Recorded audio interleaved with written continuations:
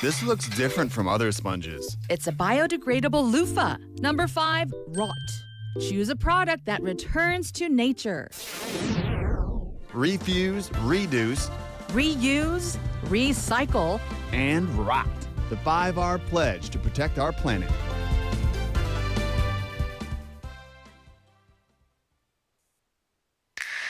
Welcome to Busan. Let me show you around. Here you can find the world's largest musical in-ground fountain and the world's only UN memorial cemetery.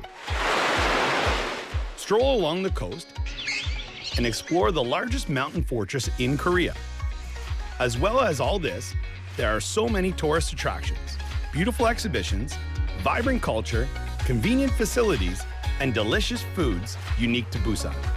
With all the beauty and charm of the amazing city of Busan, you'll find yourself right at home in this ever-changing tourism paradise.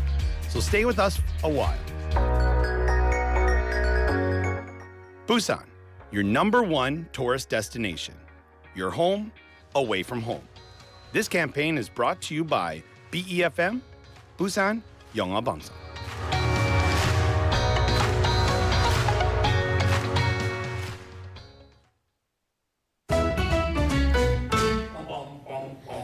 Want to be a friend of BFM Busan 영어 방송? You can chat with BFM through our Kakao Talk service. You can share your messages and photos through Kakao Talk, and you can easily become BFM's Kakao friend by searching BFM through the Find a Friend option.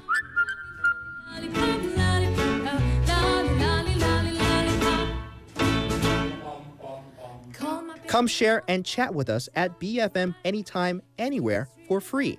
Don't forget to add BFM 부산 영어 방송 to your Kakao friends list.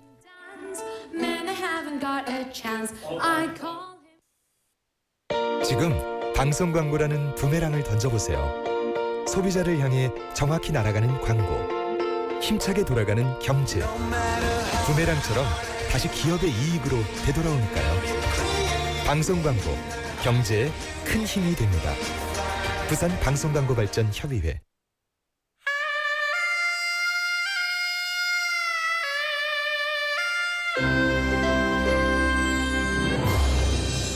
The time is now 7 o'clock.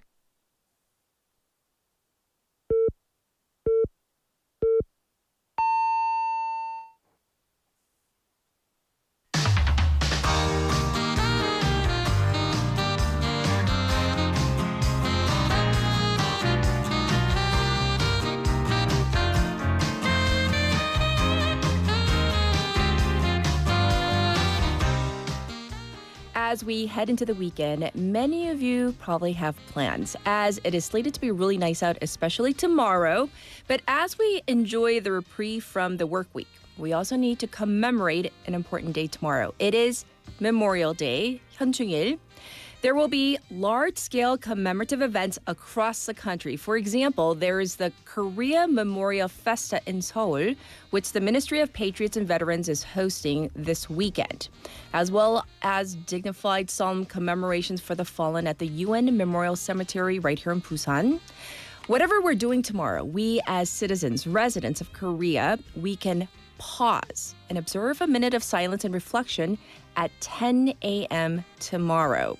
So let's get today's show started. I'm Catherine. This is Morning Wave in Busan on Friday, June 5th on BEFM, 부산 영어 방송.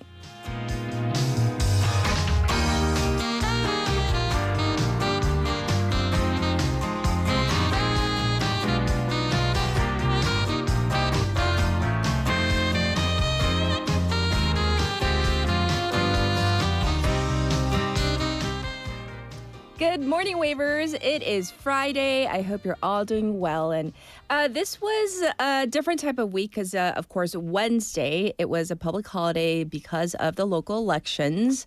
And we'll still cover some of the results that we weren't able to cover yesterday. That's coming up later on.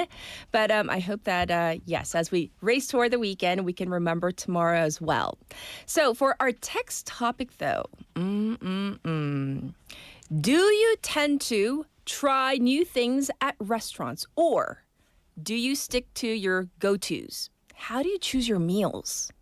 자, 나는 메뉴 고를 때 새로운 것 시도해본다. versus 늘 먹는 걸로. Oh. So are you adventurous? Do you like to try new things? Or do you just want to stick to what you know, what you like, right? It's safe. I get it. 내가 오늘 점심 저녁 메뉴 고르는 방식은 plus, of course, all the waivers out there. 네, 전매추 부탁드립니다. Because, we on our morning show, we love talking about food. We are all foodies. Every single one of between our producer, Haley, Jian, and of course myself, we are all foodies. And so we want to know what's on your mind when it comes to lunch today. All right. You can send in all those responses to BFM's live stream, live chat on YouTube. Go to the YouTube platform, type in BEFM, 부산 영어 방송. And then once you find our channel, subscribe, log in, and chat with our other waivers. From your phone, pound 9050, shop 9050. That's going to cost you 100 won. You can also reach me for free on Kakao Talk. So find our account first, BEFM. 부산 영어 방송. And then once you find us, add us as a friend, and then you can send in your messages, photos too. If you send it in photos of food, I will love you and hate you at the same time, because it's like, most of us have not eaten, not on our team anyway. So you can also listen to our program, Morning Wave in Busan, through the radio, 90.5 or 103.3 FM. That's if you're in the Busan area. We are streaming live on YouTube right now. Come check us out.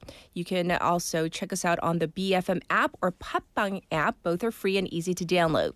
It is Friday. We have Jian for Now in Busan, Haley with top stories, and hour number 2, Waggle Tea Time. Casey's coming in for Foreign Press Highlights. In hour number 2, we have Professor Andrew Millard for Global Affairs. For our special interview today, a very special interview. We're going to be speaking with Mr. Guy Black, and he is a military historian. He's a Korean War veterans advocate. He's a recipient of the Medal of Civil Merit from our country, South Korea, and an honorary citizen of Gapyeong County. He has so many labels and monikers. Basically, I want him to tell his own story, but just imagine traversing a really, really long way for the sake of letting people know about veterans, okay, is what I'm going to say. You're going to have to wait and find out more in hour number 2. For now, we're going to turn to Jian for Now in Busan. Good morning. Happy Friday. It is Friday. Yay. I'm Yay, so happy. finally. So, okay. So important. We have our local news, but our text topic just as important. Do you tend to try new things at restaurants, or do you always have like a favorite go-to dish where you're like, no, I'm going to stick to this one? I think 50-50. Sometimes I try to be more adventurous. Sometimes Okay. it fails. And then when I'm too tired, Yes. just I stick to my to-go menu. Okay. Well, what about lunch recommendation? Lunch recommendation for today. Yes. Since it's Friday, Yes. it has to be super simple. I would recommend pepperoni pizza. Maybe with some beer. Okay, so do you have without giving away the name of the place, do you have a favorite place? Have you found one in Busan? Oh, yes, of course. Right in front of Gwangalli Beach. Oh, that one? Is it on the second floor? Yes, that one. With the perfect view and don't They have forget the the pizza. extra cheese on pepperoni pizza. 배고파요. Like, yes, Okay, it's now that you're Friday. like Pizza. torturing us, yes. We're going to jump into some local news first. With a change in leadership at City Hall, Busan City Hall, following the election, how likely is it that major Busan City development projects will be reshaped or even reversed? Right. So as Chun Jae-soo has been elected as the new Busan mayor, there are growing expectations of significant changes to key policies previously driven by incumbent Busan Mayor Park Hyung-jun. During the campaign, Mayor-elect Chun pledged a 100-day emergency livelihood package aimed at supporting citizens. As a result, major cultural projects such as the Center Pompidou Busan branch and a planned La Scala performance at the Busan Opera House may be reviewed, with some funding potentially redirected toward public welfare programs. I see. So this is potentially a full reset of ongoing projects. Well, yes, the review could extend extend even further. The reconstruction of Sajik Baseball Stadium is also now in question. The existing plan includes construction scheduled to begin in 2028. However, Chun's campaign proposal envisions a completely different direction, building a retractable dome stadium at the North Harbor landmark site while transforming the existing Sajik site into a community sports hub that fundamentally conflicts with the current roadmap. Right. And what about broader regional strategies like megacity integration and transport development? Those are also under uncertainty. His campaign stance suggests that the Busan Gyeongnam Administrative Integration Plan, previously promoted under Busan Mayor Park Hyung-jun, may be paused or reconsidered. I see. So I guess we're going to have to wait and see on many of these different fronts. Right. Thanks for letting us know. All right, next up with Busan now ranking among the world's leading smart cities. How significant is this latest result? Busan City has ranked 8th out of 76 major cities worldwide in the 13th Smart Centers Index, or SCI, released by ZN Group in the United Kingdom. Busan first entered the rankings in 2021 at 62nd place and has steadily risen since then, maintaining its 8th position in the latest assessment, the same as in the previous round. I see. Well, how does Busan perform compared to other regions? Well, in the Asia-Pacific region, Busan has ranked second for 4 consecutive evaluations, showing consistently strong performance among major innovation hubs. Busan received strong results across all 6 categories under the competitiveness assessment, ranking within the global top 10 in each categories. So what is driving this level of performance? Because we want Busan to do maybe even better. The city attributes its results to ongoing efforts to integrate advanced technologies such as AI, quantum computing, and robotics into its key industries. It also plans to continue developing future growth engines, including power semiconductors, secondary batteries, and advanced materials, aiming to establish itself as a leading advanced smart city. Yes, yes. Well, thank you for giving us this story. Next up, here Busan is having a new gourmet event this year. Yes, Busan City and the Busan Tourism Organization will host the 2026 Busan Gourmet Selection until the 30th. Yes. The event brings together teams of Busan restaurants to reinterpret their signature dishes or develop new collaborative menus. Ooh, so how big is the participation this year? Well, this year, a total of 13 teams covering 26 restaurants are taking part. The lineup includes a wide range of cuisines: Korean, Western, Japanese, Thai, and even vegan dining. Many of the participating restaurants are also listed in the Michelin Guide 2026 Busan Selection, which adds to the event's visibility. So is this open only to high-end restaurants? Well, not anymore.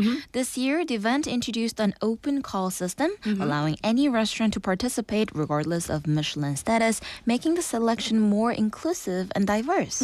So what happens to the menus created for this collaboration? So the newly developed collaborative menus will be served as limited time offerings at each participating restaurant through the month. In addition, some of the teams will also meet citizens directly at pop-up booth at Port Village on Busan Port until the 21st, bringing the experience closer to the public. Oh, sounds so good. Literally, so good.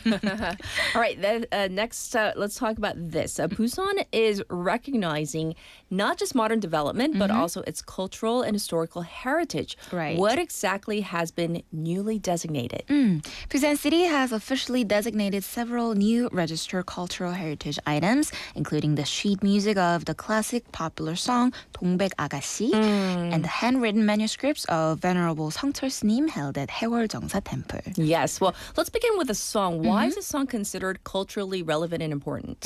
So the song 동백아가씨 was performed by singer 이미자가 in 1964. Okay. The city describes the sheet music as rare handwritten era cultural records that clearly show how popular music was composed and developed before the digital age. Well, what about the Buddhist manuscripts? That one, the handwritten documents of Venerable 성철 스님 are also being recognized for their historical value. He's widely known for the teaching mountains are mountain and waters in Korean, 산은 산이요, 물은 물이로다, and played a major role in modern Korean Buddhism and purification movements. The manuscripts date back to key periods of his life, including the Pongamsa Temple reform movement in 1947 and his later years at Haeinsa Temple. I see. Any other notable heritage designations? Yes, along with several historical artifacts, Busan also designated 울도산해록, an 1882 report on Ulleungdo Island's geography and daily life. Officials say it's especially valuable because it's one of the most complete and well-preserved records from that period. Well, thanks for letting us know about this. And have a lovely weekend and You too. enjoy delicious food. We'll check in with you on Monday. Have wonderful lunch. Bye. This was Gian once again, everybody. I'll be back with your traffic and weather.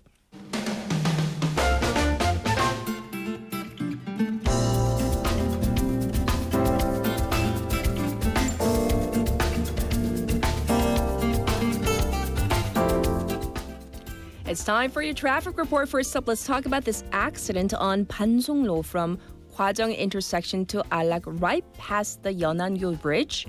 Also, congestion on Dongseo overpass from Bomneko ramp to Kegum. There's also some backup on Luno Samsungdaero from Myeongji underpass to Shinho Bridge. There's traffic on Nakdong Namno from Hadan intersection to Hagwon Bridge. It's currently 20 degrees Celsius here in Busan under sunny skies. The daytime high will go up all the way to 28 today.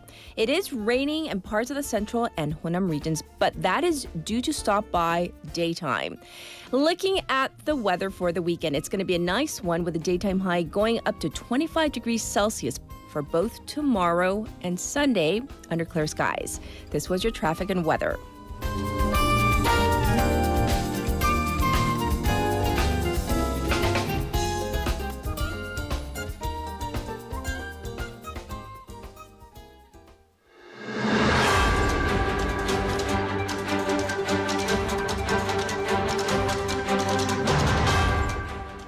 It's time for the morning brief. Incumbent Oh Se-hoon wins fifth term. Mayor Oh Se-hoon of the People Power Party, PPP, secured his fifth term as Seoul mayor yesterday, narrowly defeating Democratic Party or DP candidate 정원오에 in the final stages of ballot counting in the June 3rd local elections.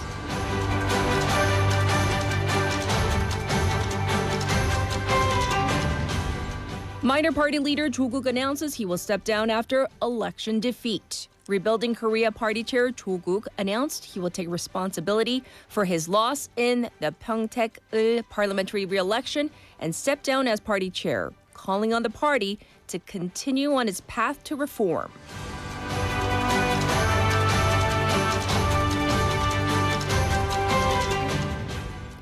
Korean won hits 2-month low on Mid-East tension. The won sharply weakened to 1,529.71 per dollar at the end of the day and plummeted further to 1,541 range during post-hours trading, despite verbal intervention from the financial authorities.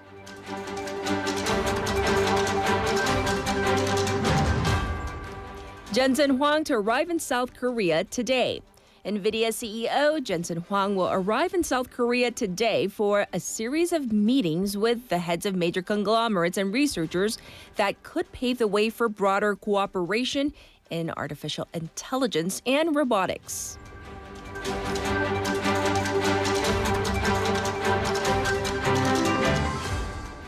Hezbollah rejects renewed ceasefire agreed by Israel and Lebanon.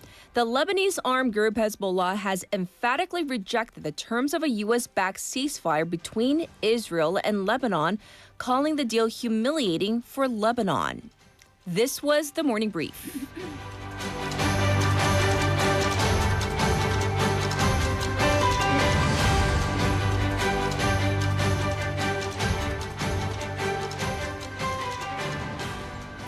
You're listening to the first hour of Morning Wave in Busan. We're joined by Haley for top stories. Here she is. Good morning. Good morning. We have all the results, finally, from the June 3rd local elections, right? We do indeed. So after a dramatic 16-hour wild ride, People Power Party or PPP's candidate Oh Se-hoon staged an upset and became the first ever fifth-term mayor of Seoul City.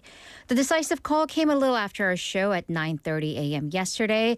Now, not all the votes are counted. We'll get to that part. But with 99.93% of votes counted, Oh has 49.19% to 정원오's 48.09%. That's according to the National Election Commission or the NEC. Yes, and I have to say the timing was quite dramatic. Right, because Chung actually did lead O in 15 out of Seoul's 25 districts, but O won across the Hangang Belt and the 3 Gangnam districts. So that would be Gangnam, Seocho, and Songpa. Looking at Songpa. Because of the whole ballot shortage debacle, the timing for counting Songpa's ballots was even more dramatic because that traditional conservative district also has the highest number of voters. That's why Oseon pulled through towards the end and the last minute upset. Yes. And as you said, Oh Se-hoon is the first ever mayor of Seoul to win a 5th term in office. Right, so let's go over his political career briefly. So he won his first term back in 2006, then again in 2010. But he actually resigned in the middle of that term due to a controversy from a referendum on free school lunches. He was in sort of a political slump in terms of elections because he ran in the 2016-2020 general elections, lost both times. Right. But he made a return to the Seoul mayoral office in 2021 after the death of his predecessor, Park Won-sun. Then won the 2022 elections for the 4th term, bringing him to his 5th term now. Yes. So with this unprecedented victory, Oh now puts his name on the list of potential presidential hopefuls in the conservative sphere.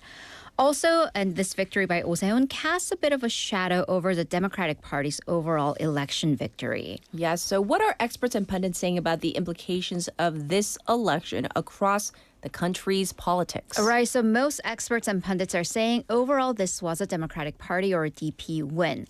Looking at the numbers, the DP won 12 mayoral and gubernatorial races to the PPP's 4. Those were in Daegu, Gyeongbuk, Gyeongnam, and Seoul. But of course, with this Seoul victory, the PPP did manage to save face, as you say. Yes, and what about for the parliamentary and by-elections? Right, so in terms of sheer numbers, the Democratic Party won more races, but the PPP ended up gaining more seats from before. Because when we went in, so as of June 2nd, there were 14 seats up for grabs. At that point, 13 of them had belonged to the DP. There were blue seats to 1 red. However, now with the results in, 9 are blue. 4 belong to the PPP and 1 independent. That's Han Dong-un, who vowed to go back to the People Power Party. So, to put it bluntly, who won? Right, so of course the pundits are saying that the DP won, but there's a very subtle balance in power. But then again, if you're looking at the conservative victories, the Oh Se-hoon victory was more of an individual one because all throughout the campaigning, he actively distanced himself from the PPP leader, Jang Dong-hyuk. Okay. Also, Han Dong-un is an independent conservative. So the fact that they just managed to protect the conservative base may be cause for reform. Yes. Well, for our last bit of election news, let's talk about the ballot shortage in Seoul, where the situation has escalated. Right. So protests have been ongoing. They're going on right now. They're now past the 24-hour mark, with the crowds having swollen from just a couple hundred yesterday to over 1,000. So this happened, of course, as there was a shortage of ballots in over a dozen districts in Seoul. The NEC only printed about 50% of the number of ballots as the number of eligible voters. Yes. And the swelling of numbers has been happening as right-wing YouTubers and citizens have been mobilizing online. But they have formed organized lines around the polling station to barricade the 2 ballot boxes that are said to contain about 2,000 votes. And this is happening despite the PPP candidate Oh Se-hoon actually winning the race. So what is the mood like? Right, so we are seeing these individuals waving the Korean and the American flag, various signs calling for the election to be nullified overall and for the National Election Commission to be disbanded. There were a couple high-profile individuals who showed up throughout the day yesterday, including the Freedom and Innovation Party chair Hwang Kyo-an, who joined the protest saying that this calls for a re-election. But also a former Korean history teacher and now far-right YouTuber, Jeon Han-gil had a speech calling on participants to not escalate this to a violent protest. then it'll give police cause to break them up. Okay. An election official, however, had to be sent to the hospital in an ambulance due to health issues inside. And some protesters even went through the official's bag, saying that the ballots could be stuffed in there. And this has implications of escalating in terms of the legalese. The Constitutional Court yesterday said that it's received a petition from a private citizen saying that the NEC violated the people's right to vote. All right. So leaving the election news there for now.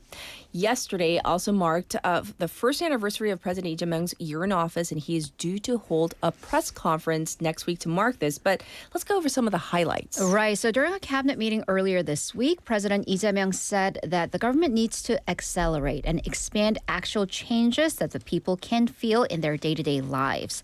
And the results from this week's local elections will certainly give him that momentum. And the president said that the government should double the speed of governance over the next 4 years so they can have 8 years worth of results.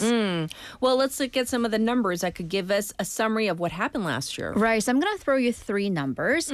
8,000. 3,500 and 1,500. And these sum up some of the economic issues. So 8,000, or to be precise, 8,800, that's the Kospi, the record on the stock market. Yes. It was June 4th of 2025, a year plus 1 day ago when Lee Jae-myung was sworn into office. The Kospi on that day was 2,770 points. A year later, we are now well past 8,000 points. Okay, so that I kind of got, but what's the 3,500? Right, okay, that might be confusing because it should be in English 350 billion dollars. The investments, 3,500억 package to the U.S., and that sums up the trade deal that Lee Jae-myung reached with U.S. President Donald Trump. Okay. That resulted in the U.S. lowering tariffs from 25 to 15%, although tariffs is an evolving issue right now, but we'll just wrap it up there. Okay. And then I have a feeling I know what this is. The not so great number of 1,500, Well, right? now it's 1,540, and yikes. So that is the Korean won to the dollar currency exchange rate. The Korean exchange market opened the day yesterday at 1,531 and hit 1,540 in after-hours trading. Sure. It is the first time this has happened since the global financial crisis of 2009.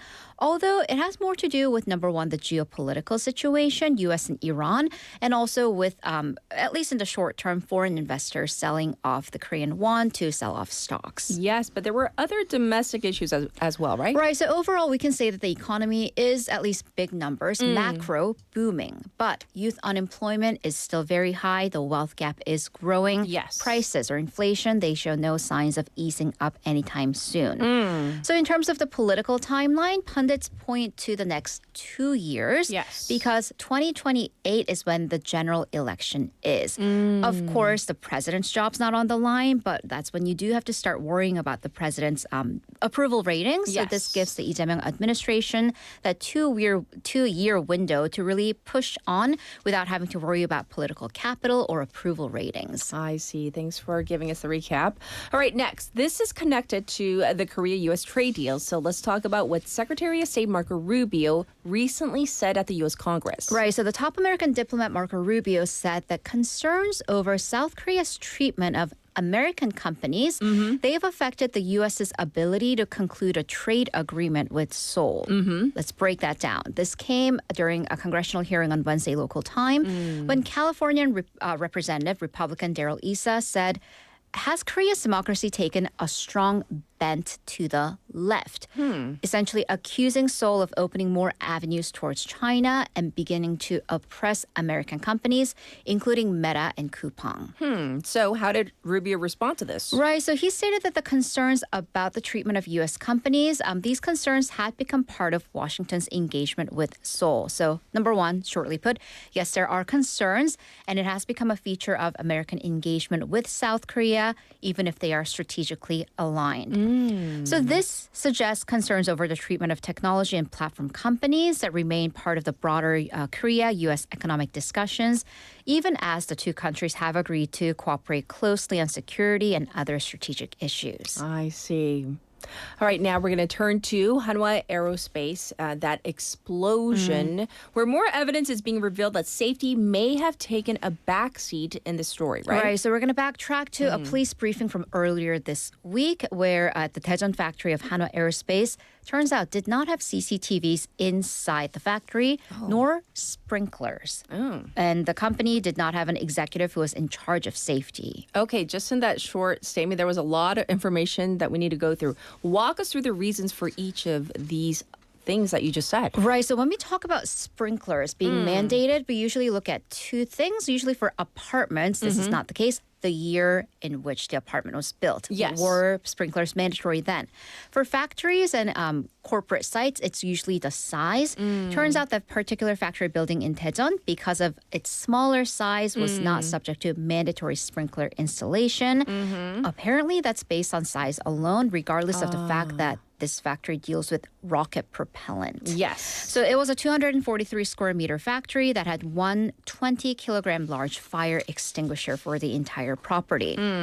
The lack of a CCTV inside the factory was due to workers not having consented about privacy. I see. Well, what exactly was the nature of the chemicals handled in the factory? Right, so an official in this briefing, official from the company, said that because of the type of chemical that it was used is able to be submerged or mixed with water, the company deemed that it was relatively safe at the time. And you said that there wasn't an executive in charge of safety. Right, so of course there was a safety official, but according to reports, the top safety official overseeing the entire safety for the company was a department head level, so 부장 level employee who was in charge of the environment, safety, and health.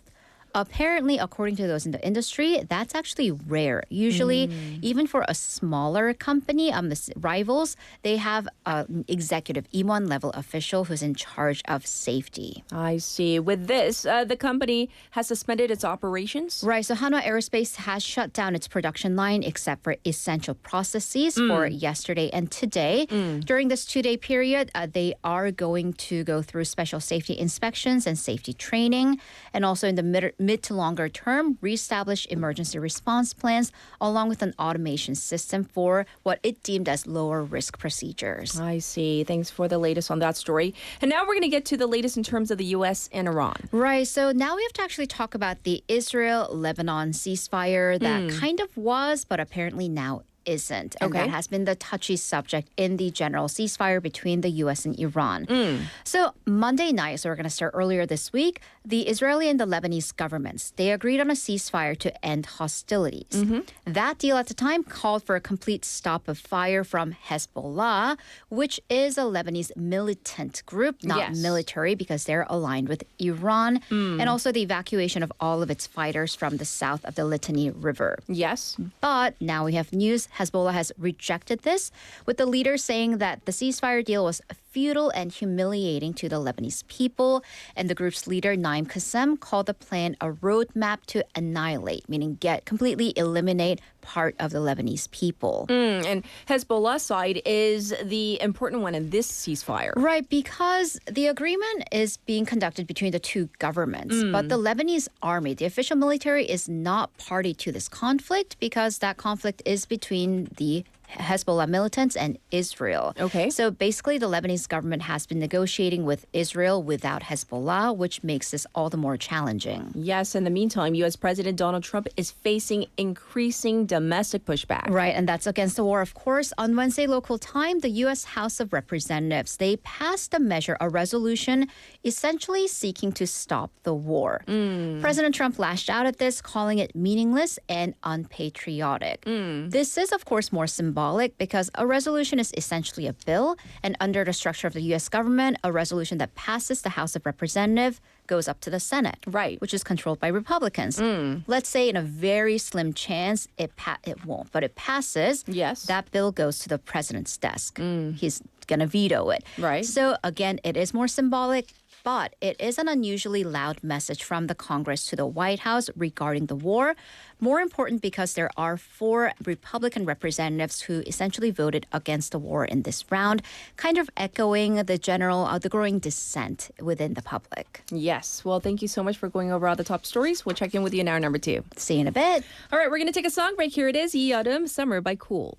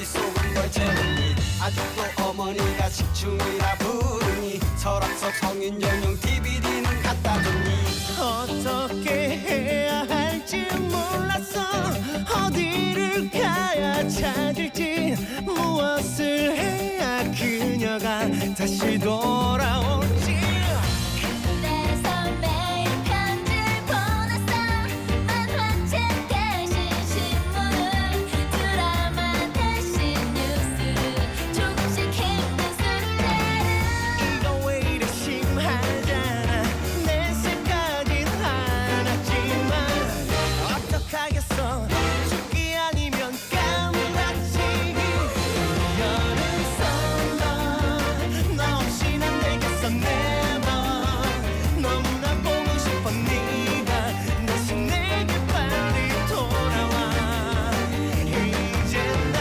끝내 널 잡고 말겠어 다시 내 곁에 너를 두고 우린 영원히 아름다운 사랑하겠어 이 여름 썸머 어디에 있는 건 말로 사랑이 뭔지 이제야 좀 알 것 같은데 나도 너 없이 살 수 없어 네 얼굴 너무 보고 싶어 이제 널 눈물 없이 사랑할 수 있을 거야 이 여름 썸머 Welcome back, everybody. It's time to go over at least a couple of your responses for our text topic, which is, do you tend to try new things at restaurants? Or do you stick to the usuals, your go-tos, as we say? And how do you choose your meals? Like which restaurant to go to. And of course, 전매추. So important, what you recommend for lunch today. All right, so Michael joining us saying 저는 식당 갈 때 주로 그 모임의 막내가 먹고 싶은 걸 따라 먹습니다. So he says basically, whatever gathering or whomever he's going with, if it's a group of people, he tends to follow the youngest person. They have their say in choosing the restaurant or meal. For example, he says whether it's with company people or even their family. The youngest he's shared with us is his little Gungju, his princess daughter, right? So she gets to choose. I like that, letting the youngest person choose. 고수님 says before he used to just eat his usuals. 먹던 걸로 먹었습니다. Because, he didn't want to make a mistake. 실패하기 싫어서요. But basically, these days, he tries new dishes. Ooh. So, I am all about trying new places and getting recommendations from friends and acquaintances and trying out new restaurants. So, the rest of you, let us know what you're thinking. In the meantime, we're going to turn to Casey for our segment, Foreign Press Highlights. Good morning. Good morning, Catherine. Yes, what are you doing on your phone? I'm looking at the list of recommendations I just got this past week. Oh. It's for the next time I go to Seoul, some Ethiopian restaurant to try. You know what I'm saying? Oh. Yeah, so I'm with you. Like when people recommend a restaurant, I'm like, okay, that's my next mission. Yes, but it also kind of depends on who's recommending. Oh, fair enough. Right? Like, yeah, because like if you fail once, like I'll be like, oh, sure, yeah, I'll have to go check that out, and I'll never take your recommendation ever again. There are a few people who are like, okay, if you recommend it, I trust you. Oh, thank you. Right. Yeah, and vice versa. I think we have like similar taste. We're Gosu fans for life, so. I thought about you. I bought some kosu, a big bunch like this big, and it was 2,000원, 2001 in Seoul. I got the last bunch, so I couldn't bring you back any. In Seoul? In Seoul. While you were there, you were like, hey, before I go. No, I just stopped by somewhere, and I'm like, oh my gosh, it was so cheap. That's awesome. Yeah, it actually is getting cheaper in my neighborhood, too. Yay. All right. We are going to dive into our Foreign Press Highlights. Our first story. Our first story is not about food at all. This is quite a different topic, and this is something we've talked about quite a bit on the show. This is something that gets updated regularly, but I learned something new this week. Have you ever heard the term 엄마품?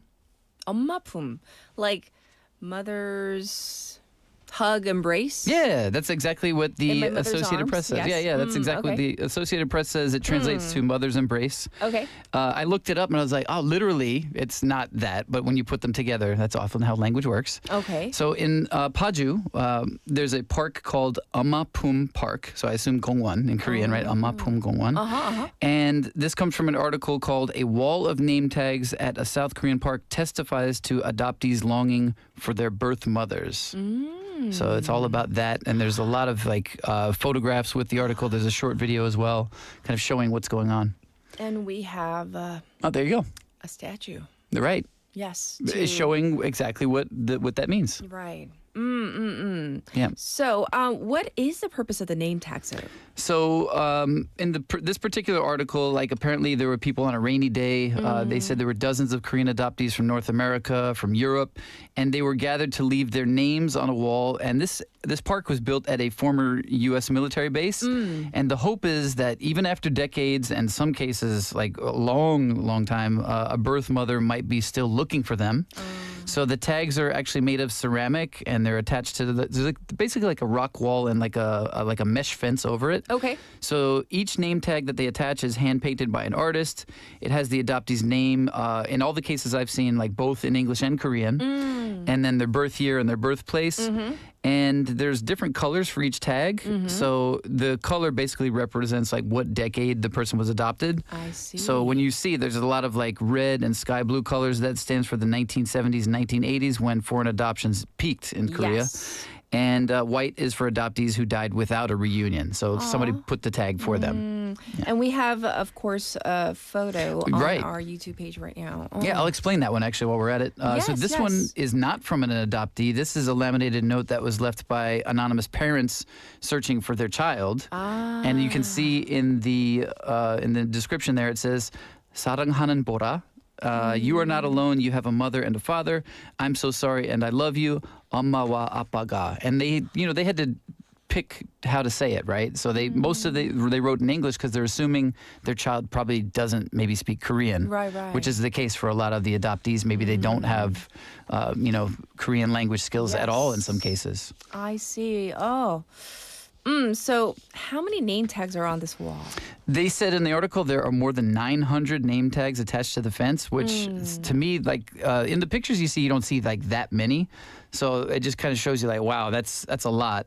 One of the people they talked to who put her name tag up there was Nicole Reith, is her adopted name. She was adopted to Michigan when she was just 4 months old in January of 1989. She says there are so many tiles that hang, and yet that is merely a small fraction of us that exist. She's featured in the video interview that's attached to the article. Sure. And according to the Associated Press, years of mass child-parent separations that has created what's likely the world's largest diaspora of adoptees. And Reith says for her personally, it was becoming a mother to two sons that led her to begin looking for her mother.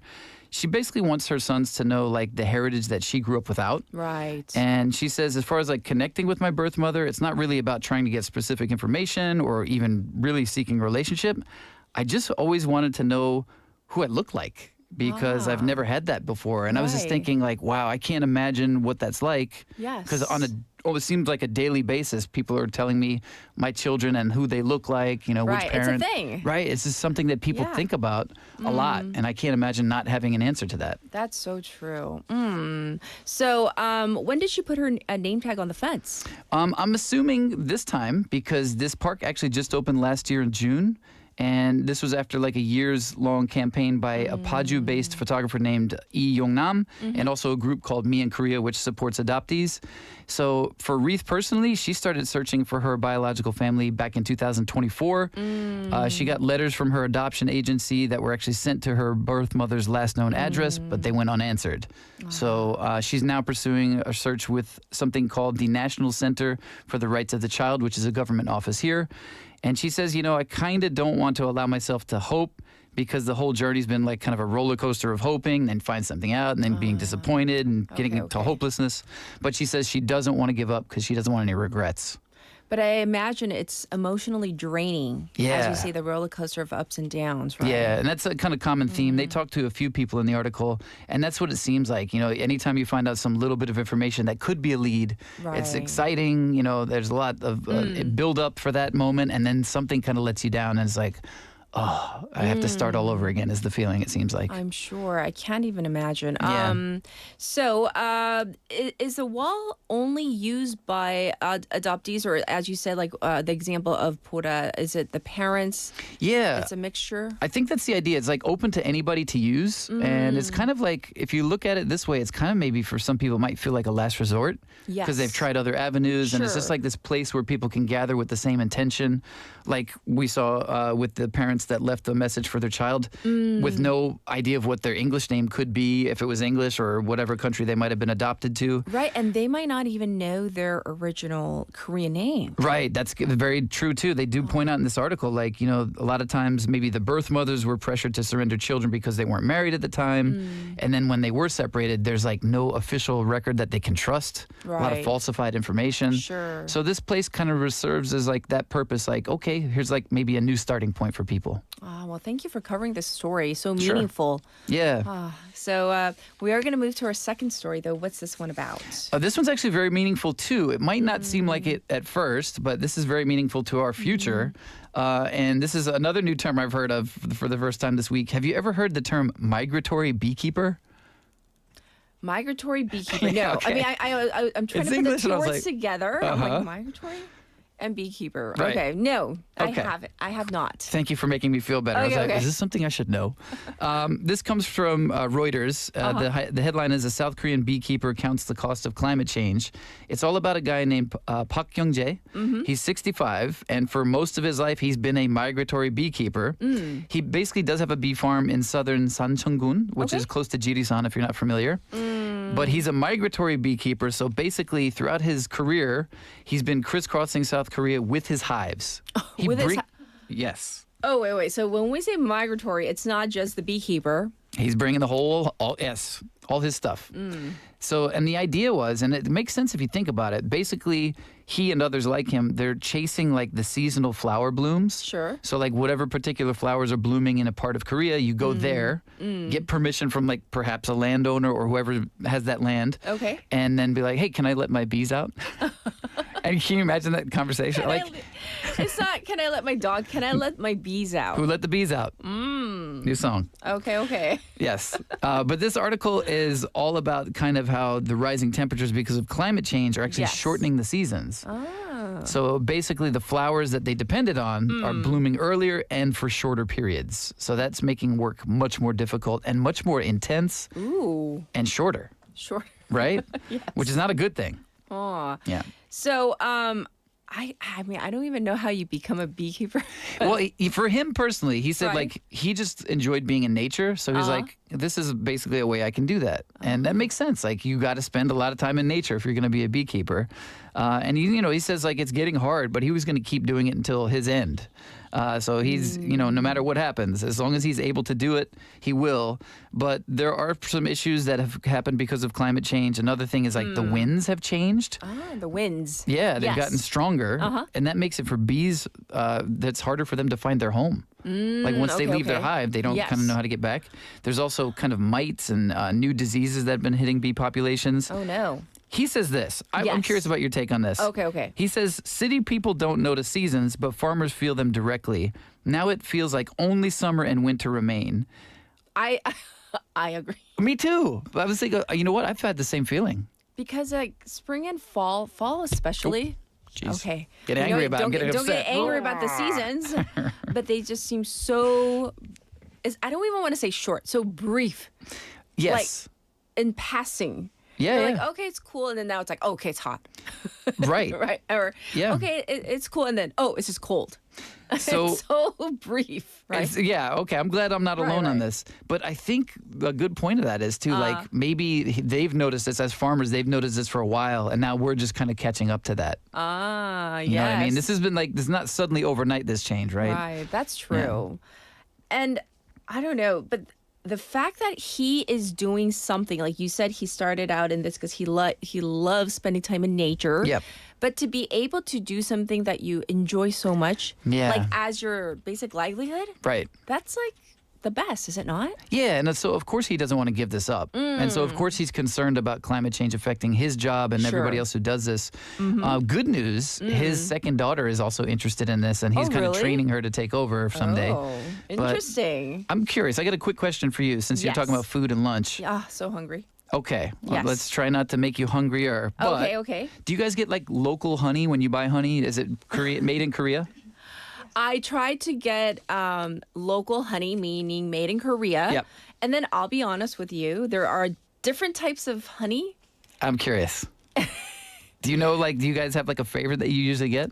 I always only order through my sister because like she's you got the connection. so much better. Yeah, she's connected to the honey. Gotcha. So she knows good honey dealers. I hear So- you. Which, you know, that's important, No, it is so. right? Cause like I don't know, like if I look at a jar of honey and it's not labeled Uh-huh.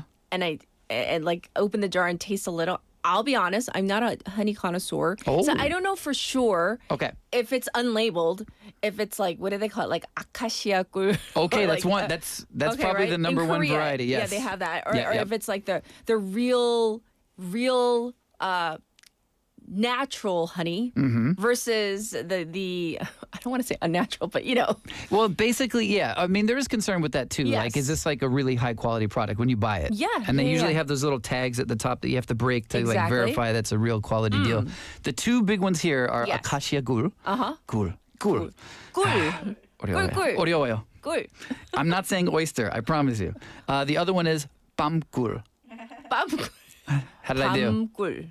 어려워요. This is very important for our listeners to know Yes. that if you say gur wrong, you're going to get oysters instead of honey. So, yes, I live a hard life. So chestnut honey is like the other major variety. I'm not a fan. I'm not a fan of that one. And my Okay. wife is not a fan of acacia, which is translated as black locust, which doesn't make it sound very good. It sounds so bad. It's very light, actually. It's a very Yes. light color. That And it's one I very know, yeah. mild. I actually like that when my wife's like, no, we're not having that at our house. Oh, really? So we usually get 짭꿀. 찹꿀. Yeah. What is 찹꿀? We don't know. We don't know. We were looking at like the honey that we bought last. The label got ripped off of it, so we're like guessing that's what it is. But that's what my wife said we usually get. It's kind of in the middle between those two in like color and flavor. The chestnut one is a little powerful. It's powerful. Yeah, It is. It's an acquired taste. But those are the two biggest varieties that are sold here in Korea. But they say like, there's a lot of it that has been produced. But according to the Ministry of Agriculture, Yes. the number of hives here for migratory beekeeping has actually decreased by 14% from 2014 to 2023.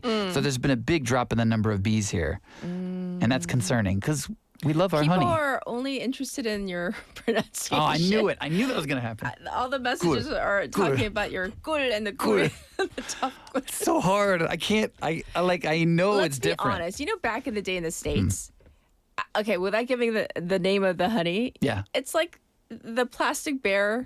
Oh, Do I you was know which all one over I'm that talking plastic about? bear. That plastic bear container. And the That's lid what of you- it gets so gross. It Like gets if gross, you, oh but man, like that's what everybody got. I don't remember like Yeah, the bear. what kind of honey it was. bear cool. And you know what? It was probably not even like a fancy one. It was just like the No. one you can find in any market. Yeah, right. It was probably like who knows if it's really But honey. in Korea, they take honey seriously. For real. Like It's different. the jars are like nice. Yeah.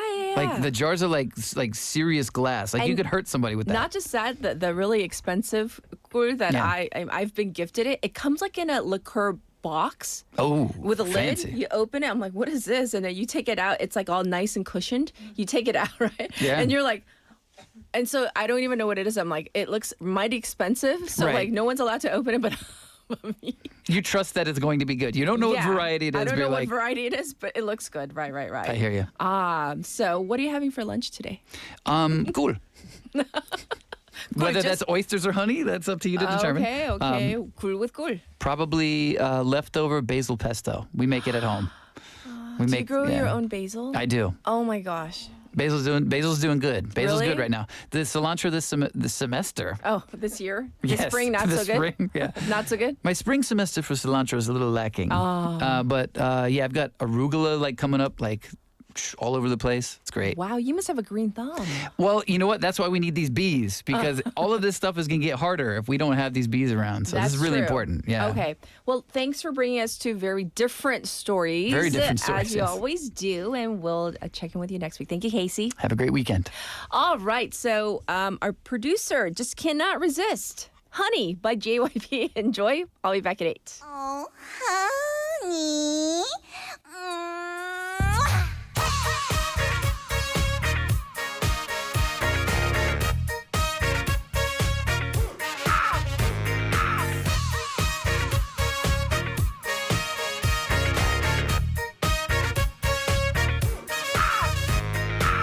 그대를 처음 본 그 순간 난 움직일 수가 없었지 그때 그 아름다운 모습 난 넋을 잃고 말았지 그때의 아름다운 그 미소가 날 사로잡았지 거기 그 자기와 만나면 내게 오지 우리 여기에서 둘이 멋진 밤을 함께 하지 Oh honey, oh baby 좀 아름답기도 하지 내게 오지 나를 믿지 절대 후회할 리 없지 그대의 그 섹시한 눈빛 Oh 나를 또 바라보았지 눈빛이 마주치는 순간 난 숨을 쉴 수 없었지 그대야말로 하늘이 내려주신 진정한 허니지 거기 그 자기와 만나면 내게 오지 우리 여기에서 둘이 멋진 밤을 함께 하지 Oh honey, oh baby 좀 아름답기도 하지 내게 오지 나를 믿지 절대 후회할 리 없지 Now everybody party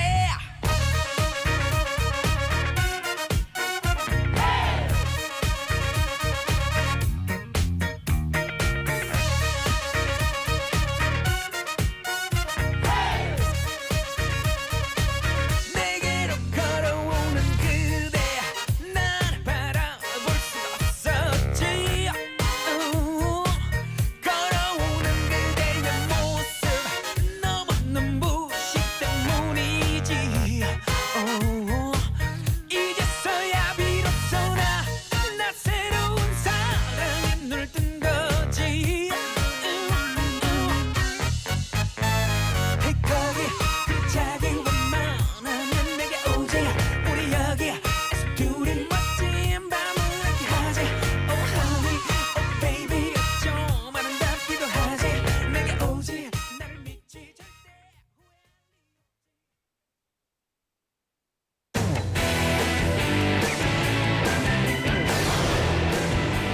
Your bridge to the world.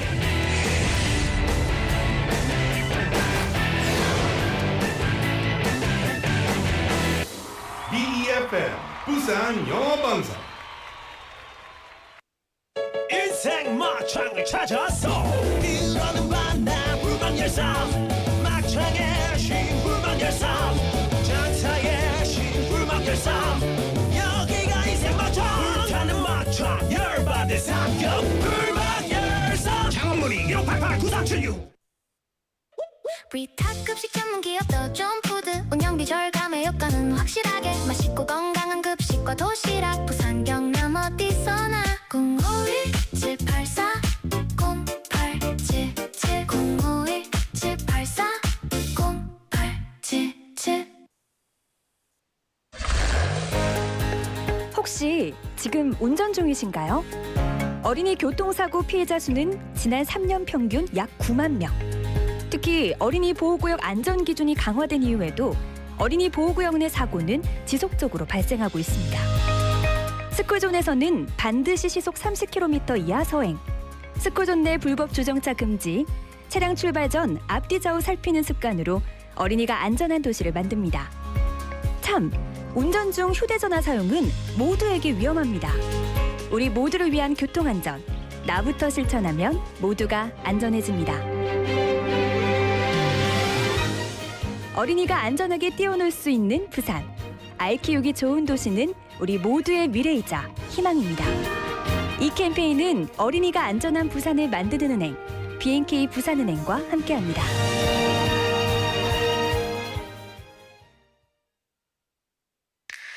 Welcome to Busan. Let me show you around. Here you can find the world's largest musical in-ground fountain and the world's only UN memorial cemetery. Stroll along the coast and explore the largest mountain fortress in Korea. As well as all this, there are so many tourist attractions, beautiful exhibitions, vibrant culture, convenient facilities, and delicious foods unique to Busan. With all the beauty and charm of the amazing city of Busan, you'll find yourself right at home in this ever-changing tourism paradise. So stay with us a while. Busan, your #1 tourist destination. Your home, away from home. This campaign is brought to you by BEFM, Busan 영어방송.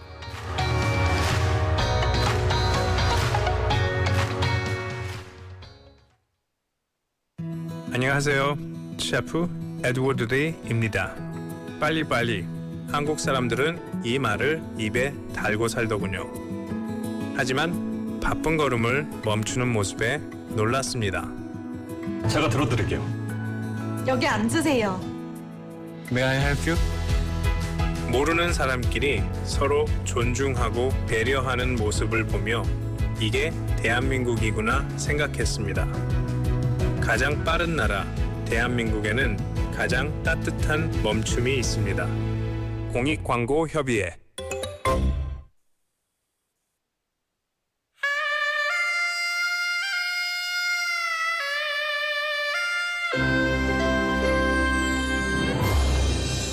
The time is now 8 o'clock.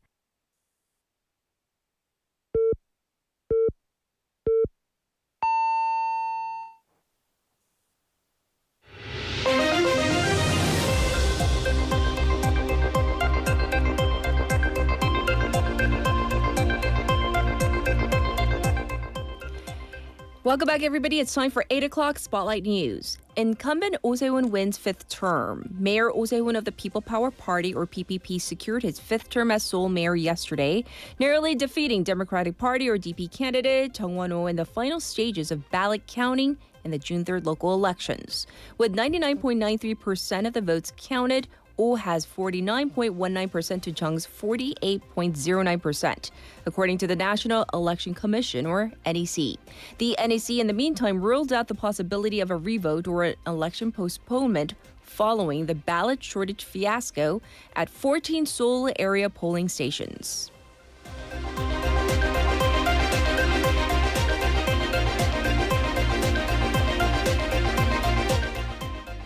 Minor party leader 조국 announces he will step down after election defeat. Rebuilding Korea party chair 조국 announced he will take responsibility for his loss in the Pyeongtaek-ul parliamentary election and step down as party chair, calling on the party to continue on its path to reform. Democratic Party, or DP chair Jung Jung-nae, thanked the people for the ruling party's nationwide victory, but expressed regrets at not being able to take Seoul's mayoral seat. Opposition People Power Party chair Jang Dong-hyuk apologized for the election results, but vowed that he will forge forward to fight against the arrogant president and the ruling DP.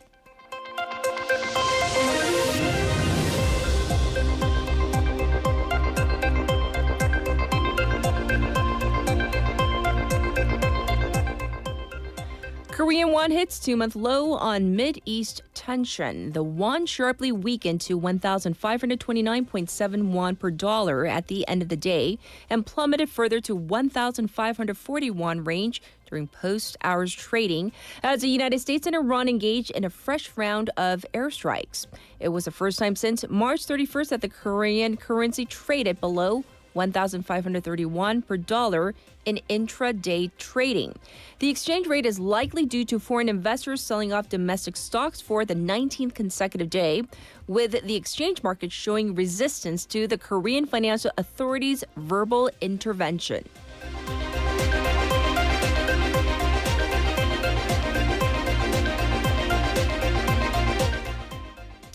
Jensen Huang to arrive in South Korea today.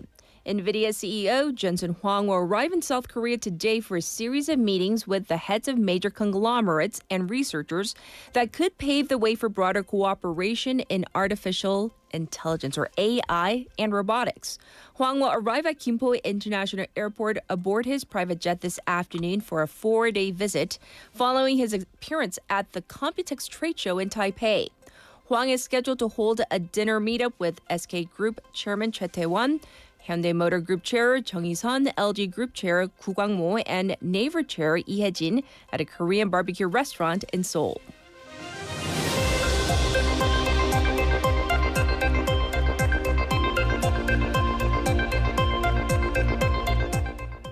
Hezbollah rejects renewed ceasefire agreement by Israel and Lebanon.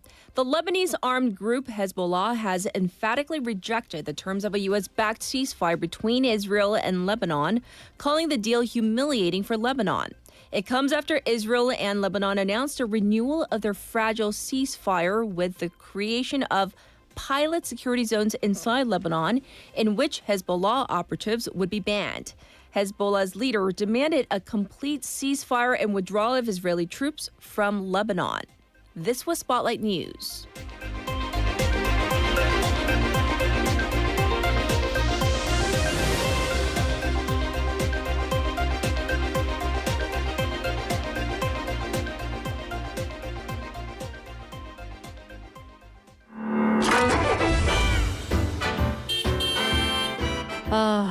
Traffic is so bad.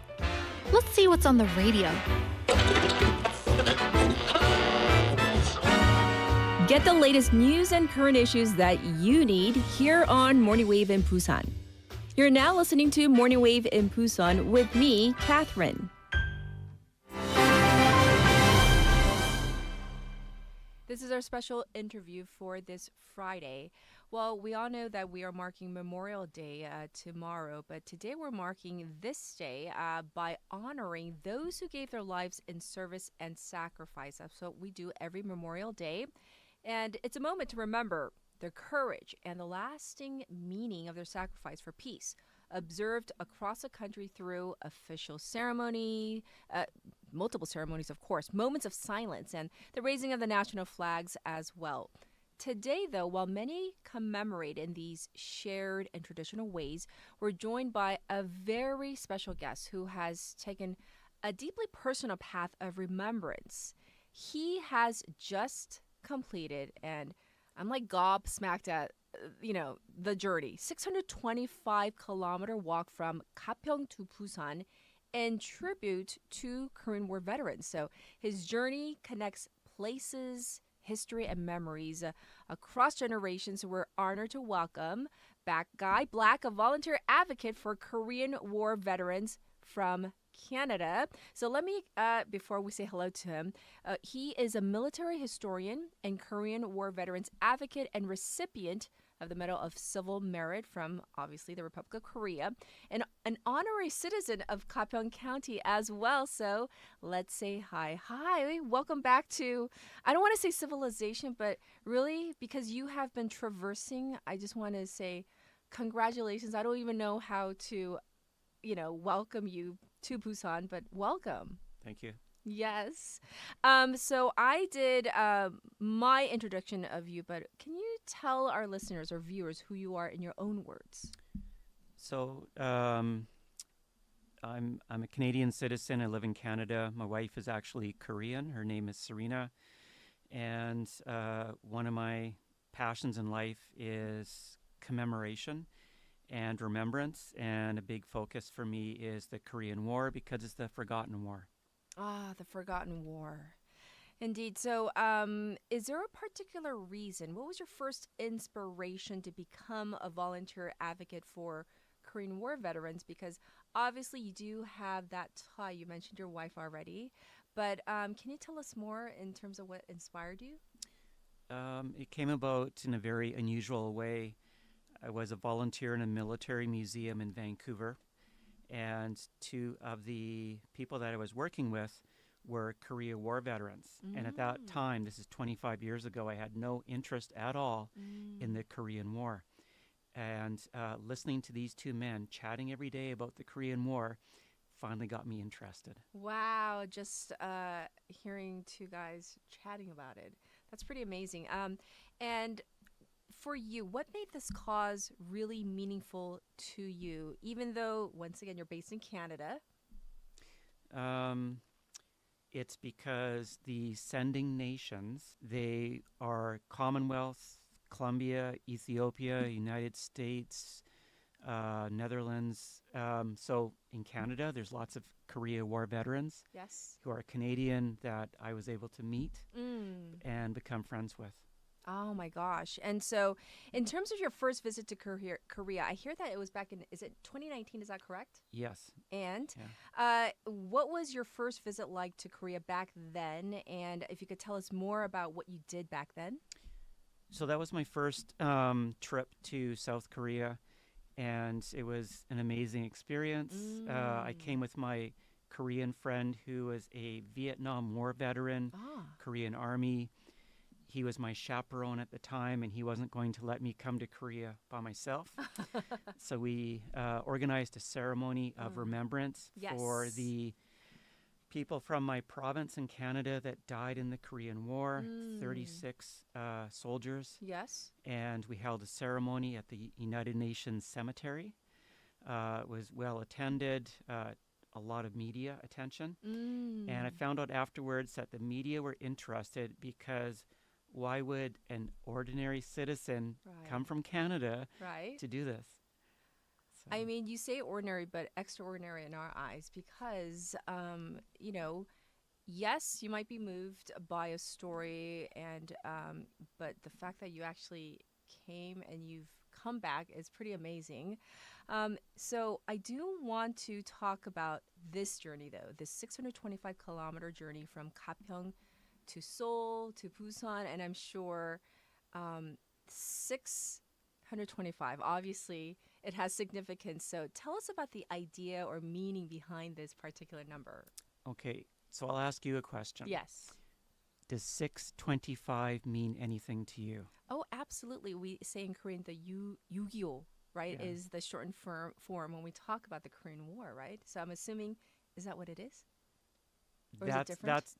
That is what it became, but originally it was not. It was not. Because so I started planning this memorial journey a year ago. Okay.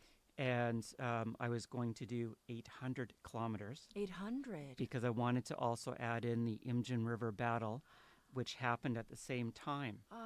And that would make it 800. Unfortunately, last year, I developed a tear in my right foot, and then in November, a tear in my left knee and dislocated it. And so I was going to cancel the walk in December, Yes. but I wasn't prepared to do that, so I went for a lot of therapy. So I had to knock off the Imjin River portion, which brought it down to around 625. So appropriately, it fit with the 6.25 saying. When you said 800 and you let us know, you shared with us the reason, I literally had chills because the thought and the dedication is just really, really moving, sincerely.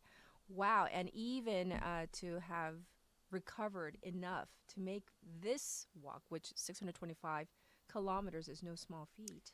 When I arrived in Seoul, the United Nations Korean War Allies Association partnered with Joy Hospital in Seoul, and they did a checkup on me. Yes. And they did an ultrasound exam on my knee, and they confirmed that there is a tear. And they advised me then and there I should not walk, I should not run, I should not go up or down stairs. But I've done all of that even today. Wow. So I should not have done my walk, but I was determined to do it. I mean, I don't know, miraculous? I mean, I don't even have the adjectives to describe what you actually put your body through, but you're here. And okay, so the journey itself, I want to know all the details. What was it like day by day, day to day? I know we can't go through every single day, but how long did it take, first of all? And if you could tell us some of the details about what you experienced. Started walking on Sunday, April 26th. Just before that, I did walk up Hill 677 and 504 in Gapyeong County, and those were the Canadian and Australian hills where they fought. Yes. So I had to start out my walk by climbing 2 hills. Oh my gosh. Uphill. And then every day was just a matter of like loading everything into our car and then going to my starting point and getting a map from Jasmine or Shaylin Yes. who are with me. And then I would have to like follow my map on my phone, and I would walk for usually 25 kilometers, which I think was around 6 hours. Sometimes I did 30 kilometers every day, and then finally I had 1 day off about a week ago. Yes. But I did reach the point of total exhaustion. But I'm sure. And with exhaustion, basically your mind comes, it's like being placed on top of your head, and it's just observing and not controlling my body, and my body would just walk. And it sounds like almost like kind of an out-of-body experience, the way you're describing it. And that's why I did the poetry and stuff. Oh, and speaking of the poetry, I have is it okay to ask you to read something? Is that too personal? Okay, is it okay? Yeah, so it is personal, but I will tell you in its first draft, and it's an insight into what I was going through. Yes. So my poem. So it's written about Shaylin, who was with me at the beginning for quite a long time. Okay, so it's Shaylin watches. She saw me before, watched me smile. She sees me change as I give up precious things of myself. My body and inner self, wearing away, breaking apart. I leave them behind, not to be seen and never found. She sees what remains and wonders how much will be lost tomorrow. Yes. It is hard to be, I need my glasses when I'm like reading it. So I rarely tear up, but so moving. Okay. I'm sure there were difficult moments. I feel like I didn't even take one walk with you, but I want to know more. So what kept you going? I have very strong willpower and determination. Apparently. So I was not going to give up. I really enjoyed seeing Korea, every mile of it, and new experiences, everything I saw. And it's different than being a tourist. Like I'm smelling everything, every scent in the air, seeing everything, watching, going through. I really like the countryside. That I enjoyed the most. Oh, really? And walking through small villages and towns where I think maybe there has not been a Caucasian foreigner through for a very long time. Sure. Were there special reactions from people that you came across, or any notable moments with people? Did you have a chance to interact at all? Actually, 2 days ago when it was raining, it rained all day. Oh my gosh, yes. So I walked for at least 6 hours, and I walked through some car tunnels as well. But one Korean lady stopped her vehicle, ran across the street, and she gave me a plastic bag full of treats. And then she hugged me. So I have to try not to cry here. Oh.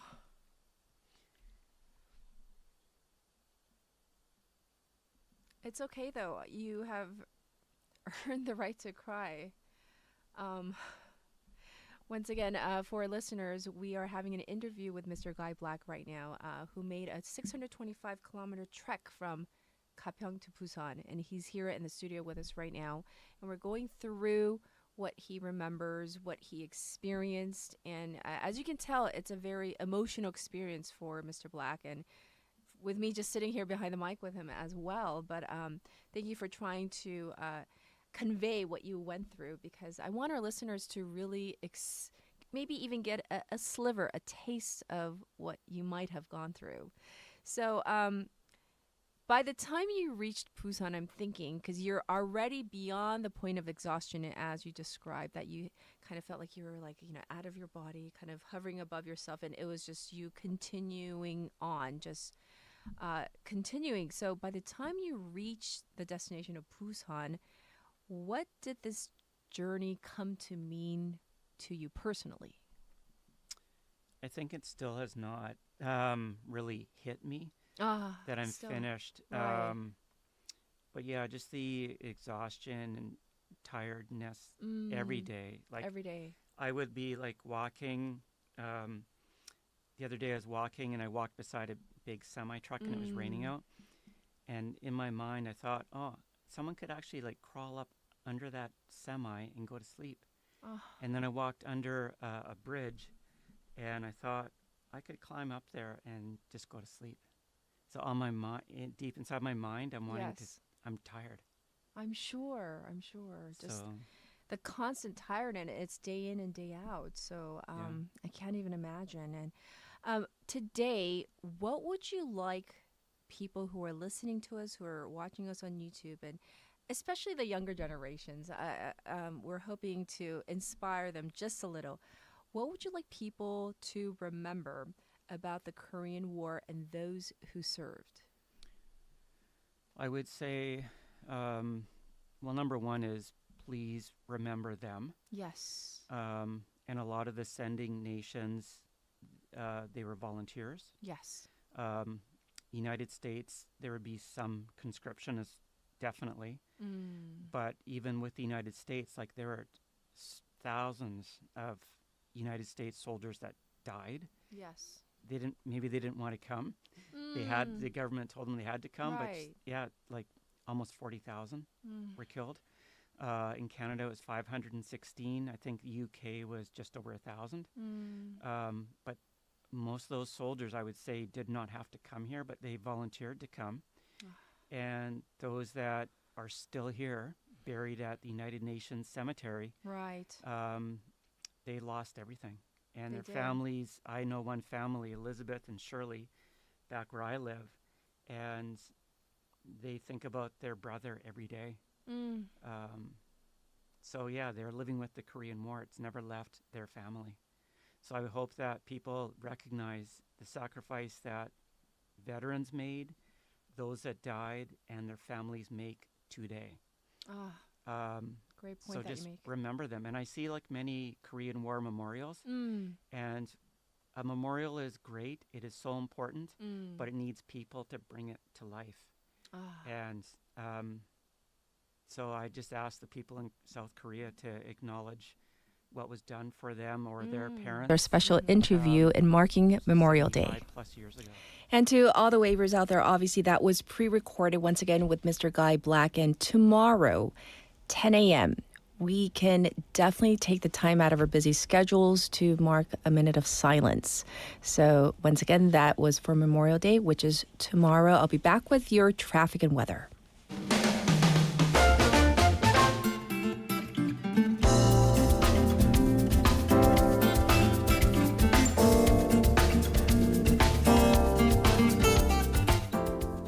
Let's get to your traffic update. There is an accident on Mandok-Sentum Expressway toward Deokjeon Interchange. This is a two-car collision, so please be aware of this area. Also, a bout of congestion on Chungnyeol-daero from Minam to Naesung intersection. It's quite busy on Gwangan Bridge. That top portion, it is backed up. There's traffic on Yeonsuro from Suyong to Mangmi intersection. Currently, it is 22.5 degrees Celsius here in Busan under sunny skies. The daytime high is expected to go up to 28. However, in the central and Honam regions, it is raining, but that is due to stop by the afternoon.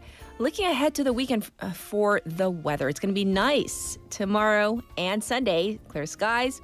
We're expecting a high of 25 degrees for both days. This was your traffic and weather.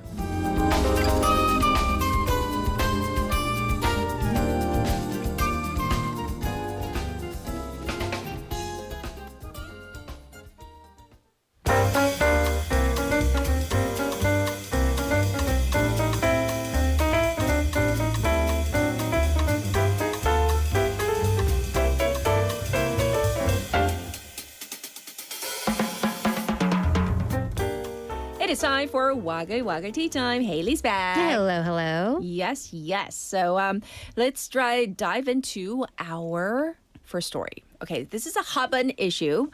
It's been online. Air conditioning at detention centers and prisons. So it was reported that the Justice Ministry was spending or was planning to spend 1.2 billion won to improve the cooling system, aka install air conditioners within the country's prisons. So the ministry said that given climate change causing more severe and prolonged summer heat waves, there is a greater need for temperature controls and maintenance inside correctional facilities. Okay, but this has been very controversial. Right, because it's caused a stir over whether it was appropriate to basically give air conditioning to inmates using taxpayer money. But then it could also be argued that temperature control and, not dying of not getting ill from heat-related illnesses could be basic human rights because according to reports, temperatures inside certain cells can go up to 34 degrees Celsius and inmates have been reported with heat-related illnesses. I see. Well, the Justice Ministry clarified this will be for those who are more vulnerable. Right. They also added the AC installation will not be directly in individual cells, but in the hallway. So they'll be getting indirect cooled air. Also, it's only for wings or buildings that house the elderly, inmates who have disabilities, who are patients, and women. So it would be, again, indirect cooling.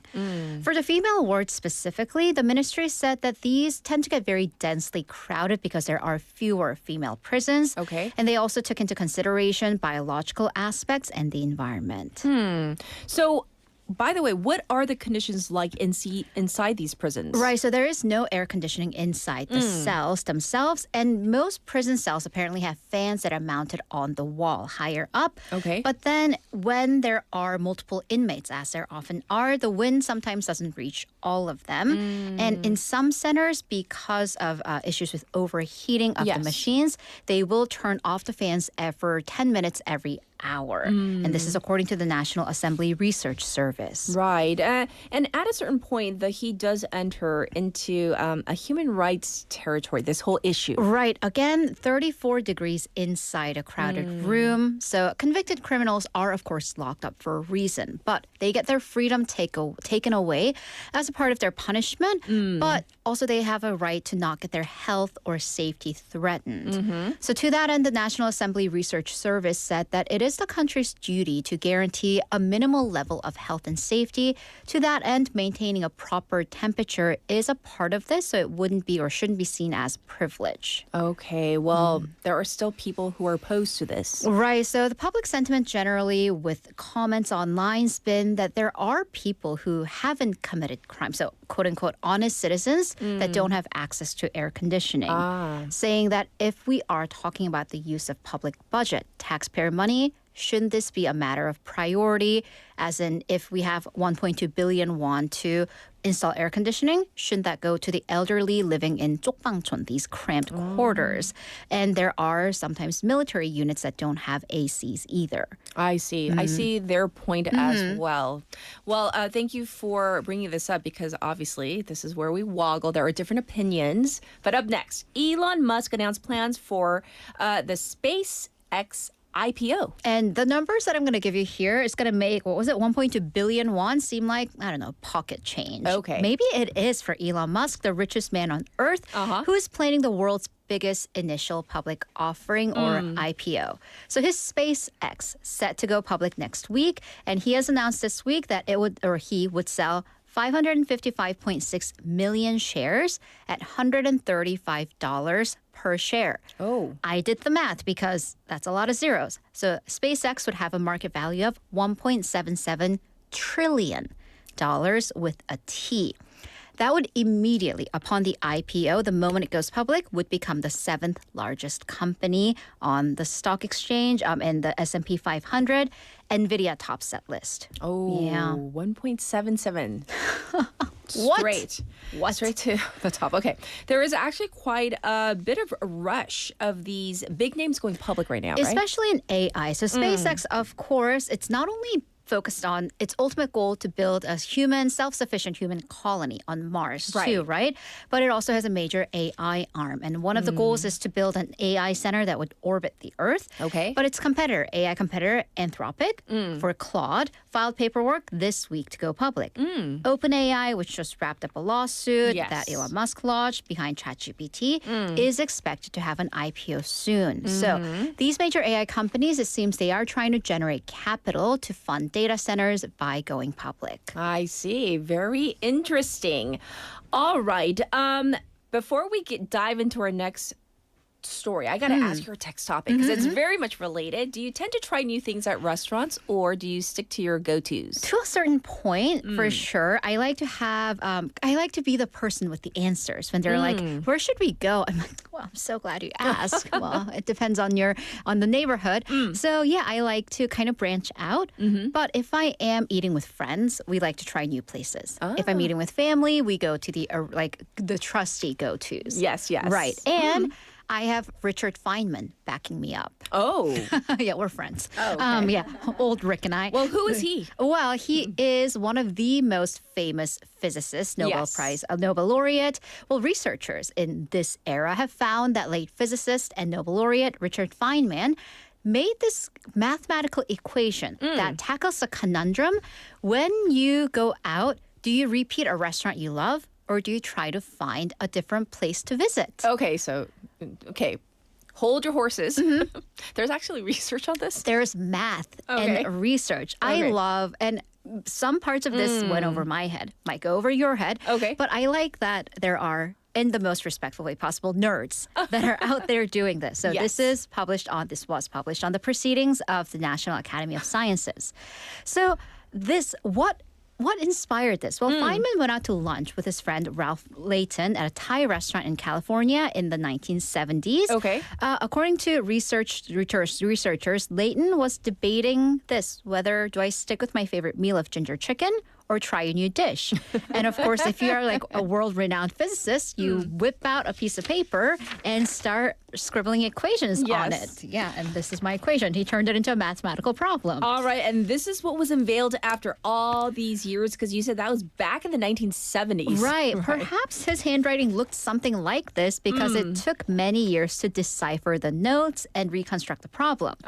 They reframed the conundrum, though, in terms of choosing which restaurant to dine at when visiting a city for a certain number of nights, as opposed to, do I order ginger chicken or not? I see. And they went big, recruited 2,520 participants for an online task. They were asked to imagine you went to a new city for different periods of time, and the variation in the quality of restaurants was also indicated. Ooh, so what should we do? Stick to the first place we love or keep trying? Keep trying. Oh. Up to a certain point. Oh. And we call that the threshold, 임계점, that reflects a desired quality. Basically, you keep trying until you're satisfied with that one place and you stick to it. That is the most mathematically sound, logical approach to go about this.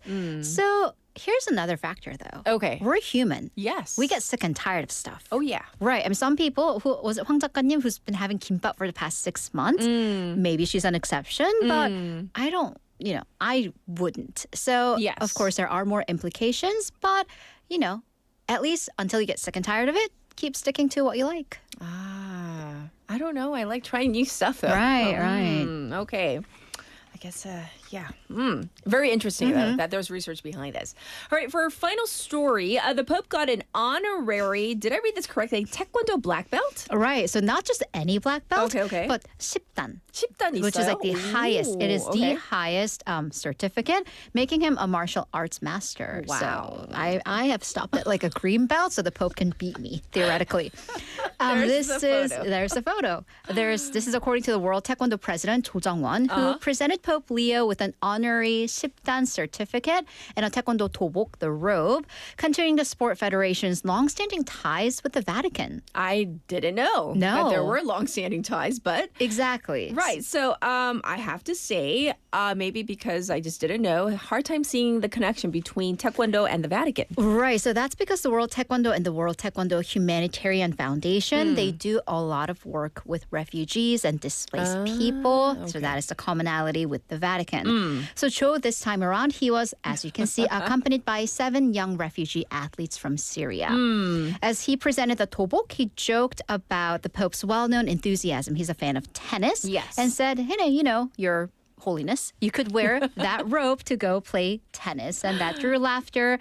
And the Pope praised their work with refugees and said that it was a joy to meet the children from camp. Not the first Pope to be presented with this honorary title, because the late Pope Francis, back in May of 2017, was also presented with the same certificate. And Taekwondo performance teams have gone to papal events before, including in St. Peter's Square during Pope Francis's general audience in 2018. So yeah, there we have it. Yes, a great one to end it on for today for the entire week. So we'll check in with you on Monday. Thank you, Haley. Have a fantastic weekend.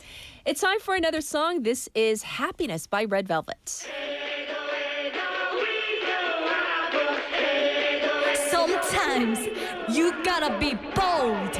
Just rock the world. Booyah! La la la la la la la la la. Are you happy?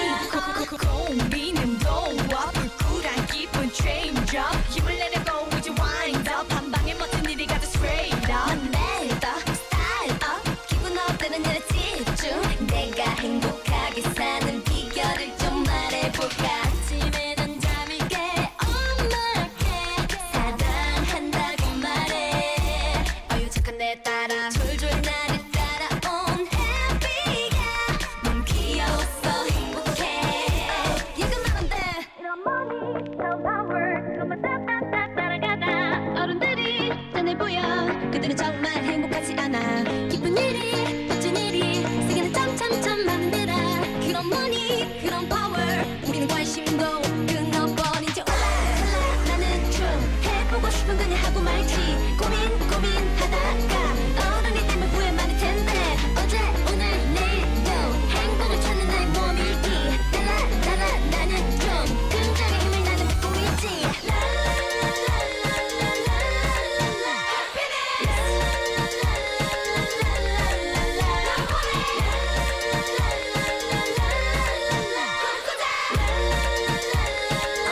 Are you happy? 학교 가는 길에 만난 친구 내게 달려와서 살짝 끼고 웃어주니 좋고. 끼리끼리 모여 장난치던 남자애들 내가 지나가는 그 시기도 좋고. 잔소리 하지만 세상에서 내가 제일 좋다는 엄마. Hey hey, TV 속에 싸움밖에 모르는 어른들 배. 점점 더 좋은 걸 난 알아서 행복해. 더 기분 좋은 건 내 곁에 너 있단 걸. Your money, your power, 그만 따따따 따라가다. 어른들이 전해 보여. 그들은 정말 행복하지 않아. 기쁜 일이, 멋진 일이 세계는 점점점 많은 데라. 그런 money, 그런 power, 우리는 관심도 끊어버린 지 오래. 너는 좀 해보고 싶은 그냥 하고 말지. 고민하다가 어른이 되면 후회 많을 텐데. 점점 더 좋은 걸 행복을 찾는 나의 몸일기. 난 알아서 행복해.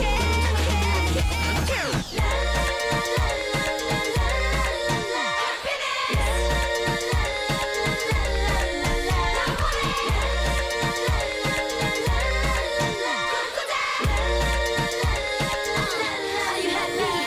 Shine on me, let it shine on me.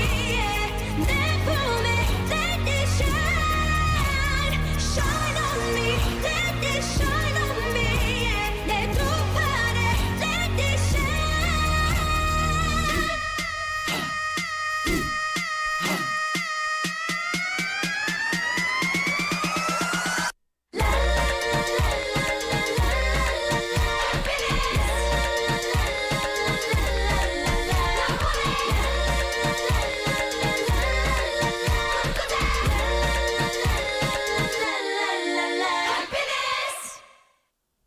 All right, it's time for our final segment for today. We have Professor Andrew Miller for Global Affairs. Woohoo! How are you? I'm fine. How are Yes. you? Although I forgot it was Friday today because we had the day off. I was going to say, on you're always Wednesday. on Friday. Text topic time, though. Oh. So I want to get your take on, do you tend to try new things? We're talking about eating, like at a restaurant, or do you kind of stick to your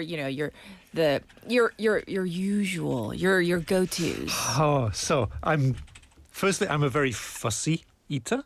You very are picky. You're a picky So I eater? usually am the sort of person who would just stick to what I like. Which However, is? I'm British, so very simple, very bland. basic, bland, Okay. but delicious food. So stereotyping, but okay, But yeah. no, I think because I've been in Korea now for quite a long time, Yes. I think I've become a little bit more adventurous. A little? Ah. So I'll try more things. Okay, now. okay. Yeah. So what are you having for lunch today? Oh. Today I have a meeting, a lunch you meeting. do. So I'm going to a nice restaurant. Oh, Yes. because it's not on you. It's not on me. Oh, no, yes. someone else Those is are the paying. best. Yum, yum. All right. Well, we're going to jump into global affairs. So what are we talking about today? So, a little bit more serious today. Oh, serious. Yeah, serious. Serious face on now. You haven't mentioned my tie. Oh, I know. I was kind of like, is that... My tie is what not is that? serious Yeah, what today. is that?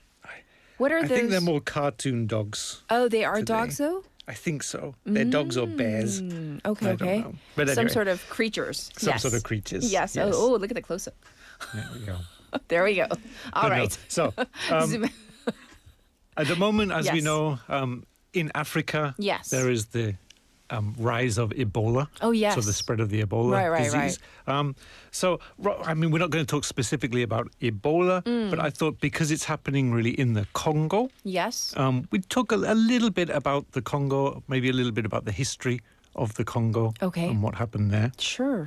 But I think just because it's basically because of Ebola, just a quick sort of introduction about what is happening. Now, if you read different reports, everyone has slightly different information, Sure. a bit of different data. So on Wednesday, I was reading one report that said there were in total 363 confirmed cases and 62 deaths. I just read a report just before coming here this morning Yes. that was saying 344 cases confirmed and around 60 deaths. So they're all very similar. But again, the information coming out is always a little bit different based on different sort of reporting company. So at the moment, I mean, obviously when we compare with COVID, these numbers are still pretty low. Yes. However, this is starting to grow. It's also been spreading away from the Ituri province. So this was the mining town that's been sort of the center of the outbreak. I see. In DRC. But it's also been spreading to the neighboring countries. So Uganda has also declared 15 reported cases, one of those also including one death. Yes. So it is slowly starting to spread. Now, some good news is, again, some of these reports have been saying potentially there's more than 1,000 cases of the Ebola virus. Yes. However, they've been doing a lot of testing and a lot of these people have come back negative. So that's a little bit of good news. Yes. However, the bad news is once you're infected, it takes 21 days on average. I mean, it's not quite specific, but roughly 21 days from you being infected to really starting to show signs and symptoms. Oh, the incubation period is so Right. long. So this is what makes Ebola a little bit more dangerous because you could be infected. You could be walking around for more than 2 weeks thinking, oh, I'm fine. And then just going around the country, wherever, traveling, and then really spreading it with you. Unwittingly, not even knowing, because if Exactly. you don't show symptoms. Right. Okay. So there's that. But then also, because we're talking about Africa, and to be honest, a relatively poor country, even though rich in resources, but economically and Yes. politically quite poor, there's also this stigma attached with Ebola. Yes. So actually, I was just reading just a few minutes ago another article about Congo, not about Ebola, but about some militia attacks in the eastern part of Yes. Ebola, of the Congo. Yes. So there's lots of different attacks happening. There's this stigma attached with having Ebola, so you're going to be ostracized from your Sure. group. And also just in the Congo, a lot of lack of trust from the authorities. So Right. even people who get it or think they have it, they don't really want to contact anyone. They don't want to go to the authorities and say, oh, I think I might have it. Well, just for fear of being ostracized or maybe attacked by other groups and so on. So you might be hiding your symptoms, hoping that Exactly. they go away. Yes. I see. So if we look at the bigger picture, though, if we can talk about the Congo, Right. Can we do that? Of course. Yes. So what I want to focus on is a little bit more on the history. So like I said, these days, Congo, it's a very resource-rich, probably one of the richest countries in Africa, if we look at the resources. Sure.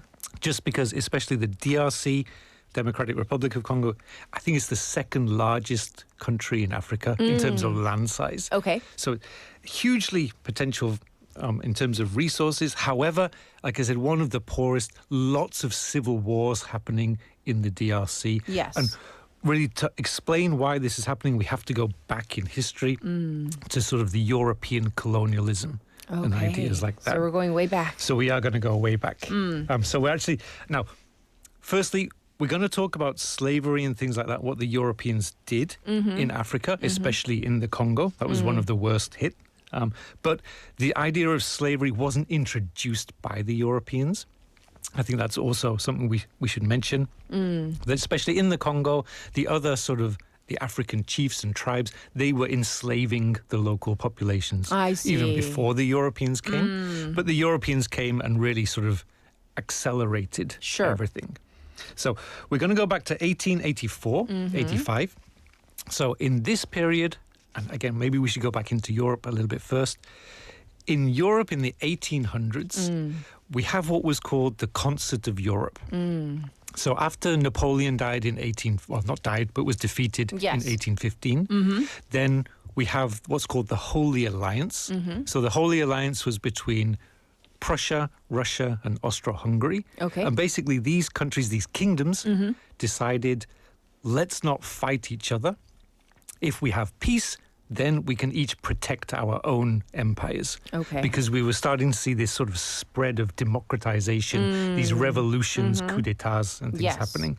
So basically they decided that, and then also the British and the others decided, oh, of course, peace is very good. If we have peace, we can trade more.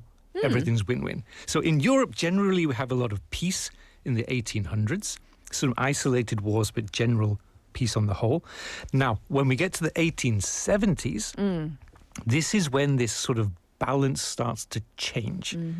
We get, in 1871, after the Franco-Prussian War, we get basically what is now the United Germany forming. So Germany up to this point was called Prussia and was many, many small principalities. Once it unites, it becomes a very powerful state. Right. And then we also have Italy also uniting to become one state as we know it today. So why is this important? These two states, they are behind in terms of colonies. For 200, 300 years, the British, the Spanish, the Portuguese, Dutch, whoever, they've all been going around the world collecting colonies. Conquering colonies. Yes. We'll just keep it simple like that for now. But the Germans and the Italians, now that they're uniting, or more separately united, now they're in this competition. They also want colonies. I see. So in 1884 and 85, we have something that's known as the Berlin Conference, which basically all of the European powers and the US, they got together and said, how can we find some more territory? How can we find some land to give to Germany, give to Italy, and the other countries take some too, with avoiding war. So again, coming back to this idea of peace, maintaining peace. And so this is when we focus on Africa, and basically the European powers just divide Africa up pretty much into 50 chunks of land. And this is where we form what is now the DRC and other countries. And basically the modern borders of Africa were formed in this conference. And so from this point onwards, this is when the Europeans take over. Now, for the DRC, so we have 2 Congos. We have the Republic of Congo, which is slightly to the west of the Congo River. This one was basically a French colony. And then the DRC, which is the much bigger one. Right. This was given to Belgium, in particular to the King Leopold II. Okay. So all of the other territories were given to European states. Yes.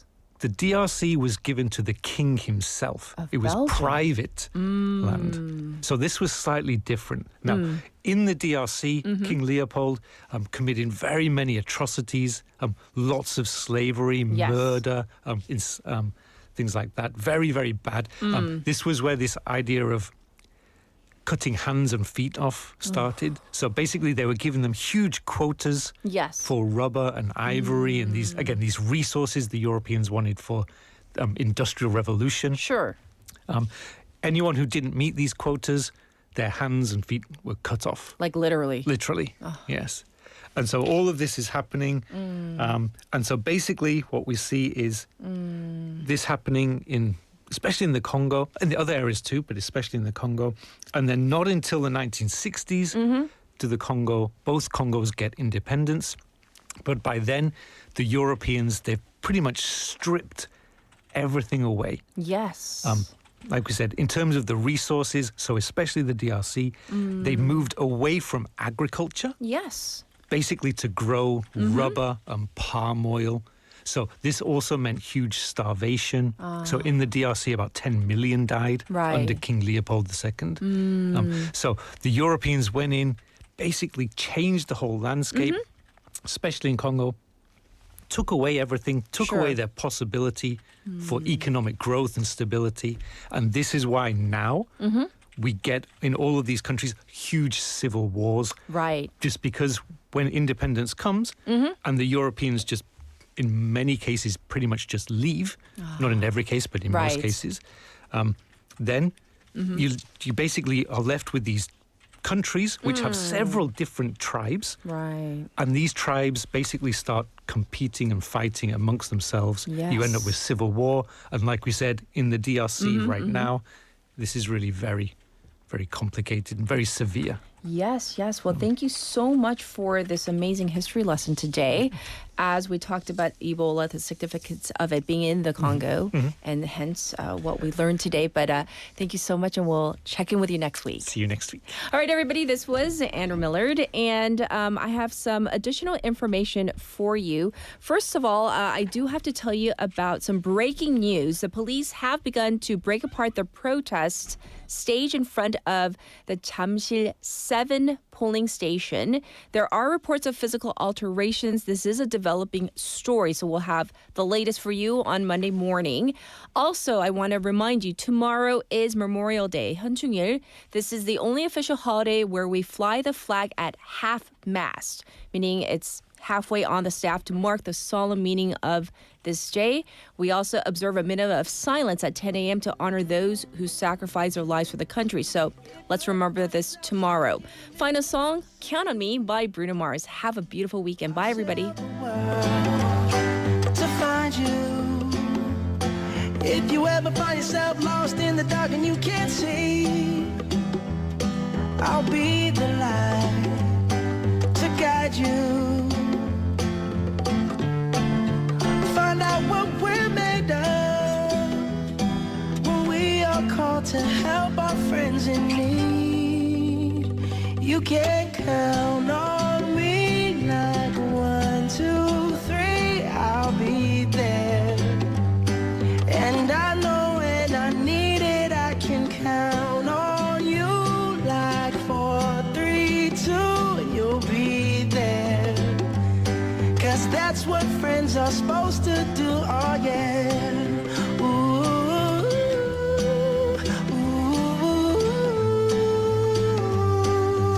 yeah, yeah. If you're tossing and you're turning and you just can't fall asleep, I'll sing a song beside you. And if you ever forget how much you really mean to me, every day I will remind you.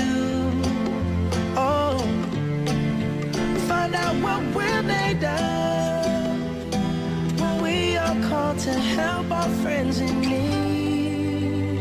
You can count